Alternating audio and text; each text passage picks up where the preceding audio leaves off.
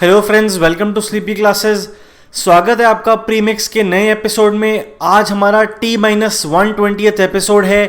तो आज के इस प्रीमिक्स में हम देखेंगे 6 सवाल बजट के ऊपर। तो बजट के ऊपर सवाल इसलिए आपको पता होगा, माननीय श्री पीयूष गोयल जी ने इंटरिम बजट पेश किया है और बजट को लेके न्यूज़पेपर में बहुत सारी खबरें आ रही हैं, टीवी में बहुत सारी खबरें आ रही हैं।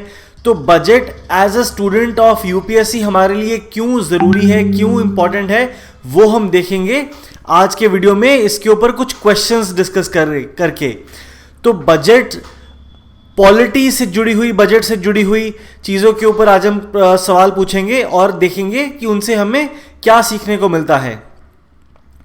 पहला सवाल होगा राज्यसभा एंड मनी बिल के ऊपर, फिर vote on account versus interim budget के ऊपर, तीसरा यूनियन बजट एंड पार्लियामेंट के ऊपर, फिर कंसोलिडेटेड फंड ऑफ इंडिया, फिर यूनियन बजट एंड आखिरी सवाल होगा चार्ज्ड एक्सपेंडिचर के ऊपर। तो चलिए पहले सवाल से शुरुआत करते हैं। पहला सवाल है आज का कि आपको बताना है इनमें से कौन सी स्टेटमेंट सही या गलत है। पहली स्टेटमेंट क्या कहती है कि Rajya Sabha has no power either to reject और to amend the money bill. दूसरी स्टेटमेंट है Rajya Sabha can not vote on the demand for grants. तीसरी स्टेटमेंट है Rajya Sabha can not discuss the annual financial statement.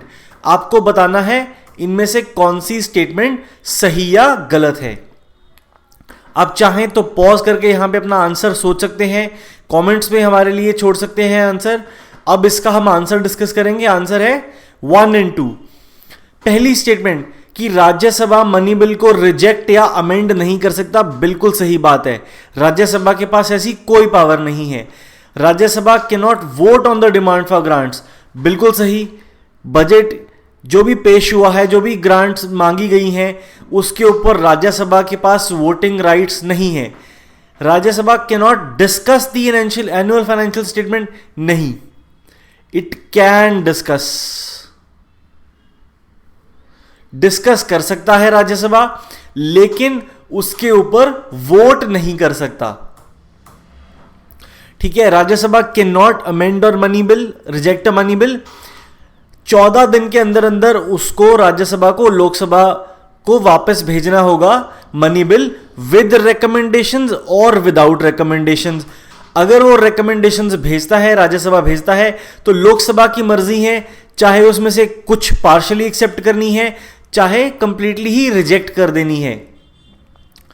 दोनों ही केसेस में अगर 14 दिन के अंदर अंदर राज्यसभा नहीं बिल भेजता तो माना जाएगा कि बिल उन्होंने पास कर दिया है विदाउट एनी रिकमेंडेशंस, और money bill will be deemed to have passed. और उसके बाद Rajya Sabha can only discuss the budget but can not vote on the demand for grant. ठीक है जी, ये था पहला सवाल आज का। दूसरा सवाल vote on account versus interim budget. तो provision of a vote on account is used by a regular government while an interim budget is provision used by the care taker government.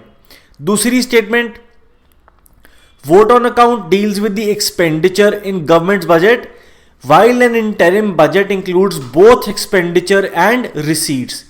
आपको बताना है इनमें से कौन सी स्टेटमेंट सही या गलत है। अब चाहे पॉज कर सकते हैं यहां पे, इसका आंसर अब हम डिस्कस करेंगे। आंसर है 2 only. Vote on account caretaker government कह लो आप, वो यूज करती है। Vote on account regular government use करती है फुल बजट पेश करने से पहले, राइट? कि पूरा बजट पास होने से पहले जो एक टोकन ग्रांट चाहिए होती है किसी भी सरकार को अपना खर्च रन करने के लिए अगले 2 महीने 3 महीने, उसको हम वोट ऑन अकाउंट कहते हैं। और इंटरिम बजट होता है कि या तो कोई केयर टेकर गवर्नमेंट है वो पेश कर रही है, राइट, या इंटरिम बजट एक रेगुलर गवर्नमेंट भी पेश कर सकती है। ऐसा नहीं है कि सिर्फ केयर टेकर गवर्नमेंट ने ही इंटरिम बजट पेश करना है। जैसे अभी एनडीए सरकार रेगुलर गवर्नमेंट है लेकिन इंटरिम बजट पेश कर रही है क्योंकि ये एक इलेक्शन ईयर है।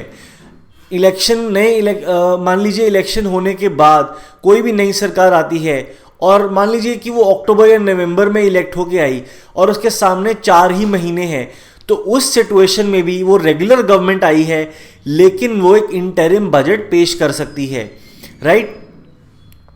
Vote on account deals with expenditure in governments budget, जैसे हमने यहां पे बात करी कि पूरा बजट पास होने से पहले सरकार को अपनी डे टू डे एक्टिविटीज के लिए पैसा चाहिए होता है और पैसा वो बिना पार्लियामेंट्री अप्रूवल के खर्च नहीं कर सकती, राइट। तो उस केस में वो एक वोट ऑन अकाउंट पास करवा लेते हैं जो कि पिछले साल के बजट का 1/6 होता है। तो 1/6 होता है और वो 2 महीने के लिए सैंक्शन होता है, उसको हम कहते हैं वोट ऑन अकाउंट। उसमें सिर्फ एक्सपेंडिचर की बात होती है, लेकिन इंटरिम बजट में दोनों एक्सपेंडिचर और रिसीट दोनों की ही बात करते हैं हम। तो सेकंड स्टेटमेंट करेक्ट है। यहां पे और आपके लिए क्लियर कर दिया गया है। वोट ऑन अकाउंट क्या है? एडवांस ग्रांट है ताकि सरकार अपना काम कर सके, सरकार चल सके, देश चला सके before passing of appropriation bill and finance bill. दूसरी चीज, इंटरिम बजट एक तरीके से पूरा बजट होता है, सिर्फ यह है कि या तो वो सरकार अपने आखिरी साल में पेश करती है यानी कि इलेक्शन साल में पेश करती है, इसलिए as a matter of propriety, as a matter of precedence वो पूरा बजट नहीं पेश करती। वो एक आने वाली सरकार को मौका देती है कि आप आए, आप नए मैंडेट के साथ आए और आप अपने तरीके से अपनी बजट प्रायोरिटीज की तरीके से अपना बजट पेश करें। और जनरली इसमें बिग पॉलिसी प्रपोजल्स नहीं होते, पर इसमें दोनों एक्सपेंडिचर और रिसीट होते हैं, राइट। वही जैसे हमने बात करी, incumbent government, regular government, care taker government, कोई भी गवर्नमेंट इंटरिम बजट पेश कर सकती है। इसमें कोई वो क्राइटेरिया नहीं है कि सिर्फ केयर टेकर गवर्नमेंट ही इंटरिम बजट पेश करती है, राइट। तो ये था interim budget versus vote on account.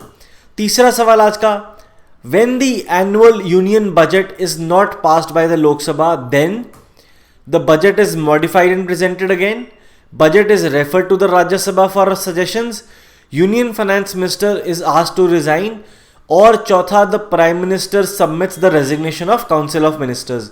आप पॉज करके अपना आंसर सोच सकते हैं। इसका आंसर अब हम डिस्कस करेंगे। आंसर है डी। देख लीजिए इसको कैसे अप्रोच करना है।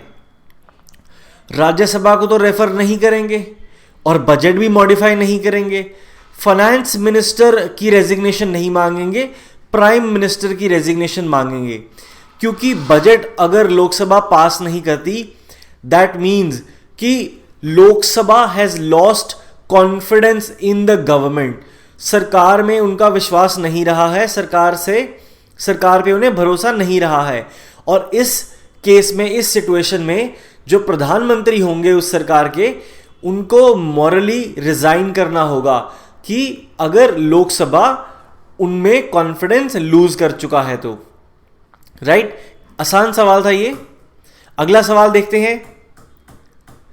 The authorization for the withdrawal of funds from the Consolidated Fund of India must come from President of India, Parliament of India, Prime Minister of India या फिर Union Finance Minister। अब pause करके अपना answer सोच सकते हैं। Answer discuss करेंगे अब इसका। आंसर है बी, पार्लियामेंट ऑफ इंडिया। तो कंसोलिडेटेड फंड ऑफ इंडिया वो फंड है जहां पे सारा रेवेन्यू, टैक्स रेवेन्यू या ये जितना भी सरकार रेवेन्यू रेज कर रही है टैक्स या नॉन टैक्स रिसोर्सेज से, वो कंसोलिडेटेड फंड ऑफ इंडिया में इकट्ठा हो रहा है। और एक पार्लियामेंट्री लॉ के बिना, अप्रोप्रिएशन बिल और फाइनेंस बिल के बिना कंसोलिडेटेड फंड ऑफ इंडिया से पैसा नहीं खर्च किया जा सकता। तो बेसिकली इस फंड से पैसा खर्च करने के लिए आपको पार्लियामेंट्री अप्रूवल चाहिए, राइट, क्योंकि आपको एक पार्लियामेंट्री लॉ चाहिए। और यह है इसका सही आंसर, राइट। कंसोलिडेटेड फंड में सरकार का सारा रेवेन्यू आ रहा है, सारे जो लोन्स गवर्नमेंट रेज कर रही है वो आ रहा है, जितनी भी गवर्नमेंट को मनी रिसीव हुई in terms of repayment of loan वो यहां पे आ रहा है, राइट। लीगली ऑथराइज्ड पेमेंट्स जो भी होती है गवर्नमेंट ऑफ इंडिया के बिहाफ पे, बिहाफ पे वो इस फंड से होती है, और इस फंड से कोई भी मनी यूज नहीं की जा सकती without the appropriation according to a parliamentary law, right. तो पार्लियामेंट की परमिशन चाहिए कंसोलिडेटेड फंड ऑफ इंडिया से पैसा खर्च करने के लिए। ये था चौथा सवाल। देखते हैं पांचवा सवाल आज का। Who is responsible for the preparation and presentation of the union budget to the parliament? आपको बताना है इनमें से कौन बजट बनाते और पेश करते हैं। Department of revenue, department of economic affairs, department of financial services, department of expenditure. आप पॉज करके आंसर सोच सकते हैं, आंसर डिस्कस करेंगे अब हम इसका।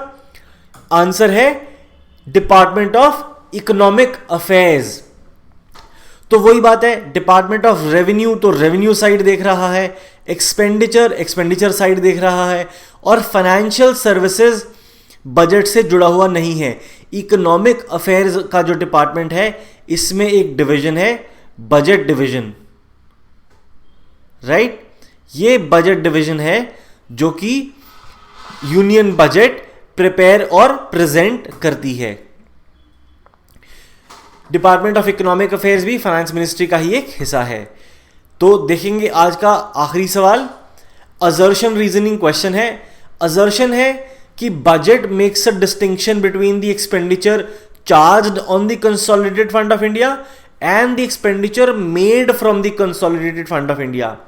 रीजन है expenditure charged on the consolidated fund of India is not subject to vote of parliament. तो आपको बताना है ऑप्शन क्या सही है इनमें। Both A and R are true and R is the correct explanation of A. Both A and R are true but R is not a correct explanation of A. A is true but R is false, A is false but R is true. आप pause करके statements को और options को दोबारा पढ़ सकते हैं। इसका आंसर अब हम डिस्कस करेंगे। आंसर है ए। असर्शन करेक्ट है, हमें पता है। रीजन एज अ स्टेटमेंट ये करेक्ट है, हमें पता है, राइट। तो ये दोनों तो इग्नोर हो गई, निग्लेक्ट हो गई। अब ए और बी में डिसाइड करना है। बजट डिस्टिंक्शन इसीलिए करता है charged on, right, charged on the consolidated fund and expenditure made from the consolidated fund.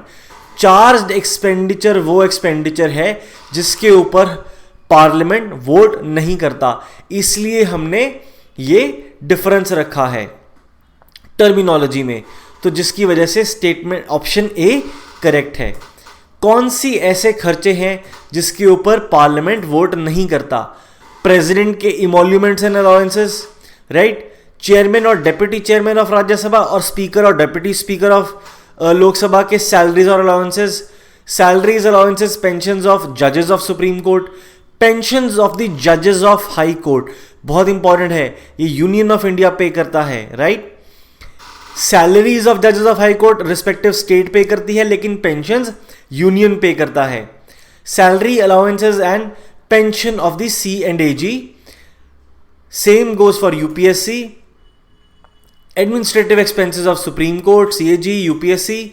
Date charges जिसके लिए गवर्नमेंट ऑफ इंडिया लायबल है, और इसके अलावा कोई भी पैसा अगर चाहिए किसी भी जजमेंट, डिक्री या ट्रिब्यूनल के अवार्ड को सर्व करने के लिए, फुलफिल करने के लिए, राइट, या फिर कोई भी ऐसा expenditure declared by the parliament to be charged on the consolidated fund of India.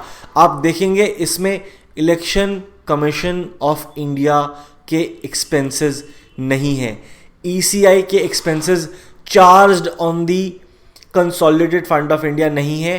The parliament votes on it, और ये एक मेजर डिमांड है, रिफॉर्म है जो कि ईसीआई मांग रहा है पार्लियामेंट से कि हमारा खर्च shall be charged on the consolidated fund of India like other constitutional bodies. ठीक है जी, ये थे आज के 6 सवाल बजट के ऊपर। मुलाकात होगी आपसे प्रीमिक्स के नए एपिसोड में, तब तक के लिए थैंक यू।